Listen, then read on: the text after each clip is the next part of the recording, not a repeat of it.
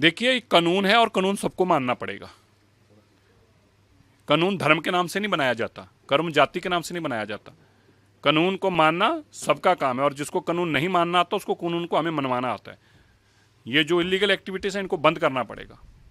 ये जो इलीगल तरीके से सड़कों के ऊपर इंक्रोचमेंट कर दी गई है, मीट मुर्गे की दुकानें खोल दी गई हैं जगह जगह के ऊपर, कोई पूछने वाला नहीं है, कच्चा मीट बिक रहा है, ढाबे खुल गए हैं सड़कों के ऊपर, जो रेडी जो क्या बोलते हैं जीन मार्केट, डाइंग यूनिट्स खोल दिए गए हैं, सारी जीनों की मार्केट का मैन्युफैक्चरिंग यूनिट यहाँ खोल दिए गए हैं। अरे रेजिडेंशियल एरिया, इतना पोल्यूशन करते हैं डाइंग यूनिट्स, इतना पोल्यूशन करते हैं ये सारे जो मीट मुर्गे के और ये जो कच्चा मांस और ढाबे जगह जगह खोल के लोगों की सड़कें बंद कर देंगे, लोगों के घर जाने का रास्ता बंद है, लोगों को मजबूर किया जा रहा है कि यहाँ से हटें।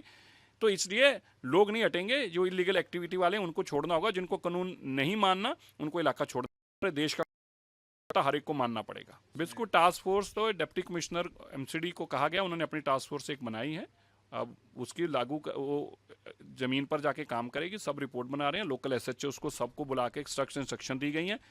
किसी भी सूरत के अंदर किसी भी लॉनेस को बर्दाश्त नहीं किया जाएगा, किसी भी तरीके की इलीगल एक्टिविटी को बर्दाश्त नहीं किया जाएगा, कोई इंक्रोचमेंट को बर्दाश्त नहीं किया जाएगा। ये सुंदर शहर है और सुंदर शहर दिखना चाहिए। विकसित भारत का जो सपना मेरे प्रधानमंत्री जी का, उसको पूर्ण करना हमारा फर्ज है। हमारी मुख्यमंत्री सड़कों पर काम कर रही हैं तो प्रशासन को भी सड़कों पर उतर के काम करना होगा। बड़ा स्कैम है, लेकिन अभी टीवी पे नहीं बताएंगे, कागज लेके परसों पीसी करेंगे और फिर बताएंगे।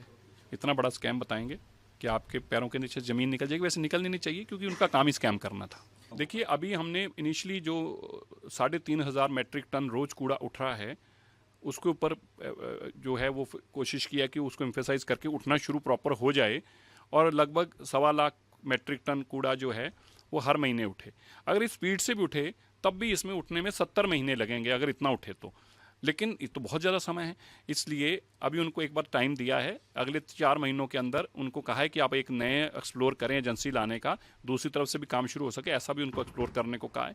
एक बार दोबारा से इसकी मीटिंग लेंगे और इंश्योर करेंगे। पर हम ये मानते हैं कि 5 साल में कूड़े के पहाड़ नहीं रहने देने, इसके लिए हमें कुछ भी करना पड़े वो करेंगे। देखिए, मैं इस पर तो क्या कहूँ, लेकिन मुझे खेद है जब मैं अपने शेर बंगाली भाइयों को देखता हूँ, क्योंकि बंगाल का और पंजाब का बहुत संबंध रहा है। मुझे उन पे तरस भी आता है, मुझे पीड़ा भी होती है। ममता दीदी ने क्या कर दिया? ममता बनर्जी जिनका नाम हो और वहाँ पे राज आज घुसपैठियों का हो, ममता बनर्जी जी अच्छी बात नहीं है। लोगों ने आपको ममता बनर्जी समझ के मुख्यमंत्री बनाया था और आपने घुसपैठियों का, बांग्लादेशियों का राज वहाँ पे स्थापित कर दिया। आज हिंदू अपने देश के अंदर ही असुरक्षित है। क्यों है? क्योंकि ममता जी ने तुष्टीकरण की राजनीति शुरू की है। मुझे लगता है कि अब ये लोग तभी सुरक्षित होंगे जब ममता दीदी का राज वहाँ से हटेगा।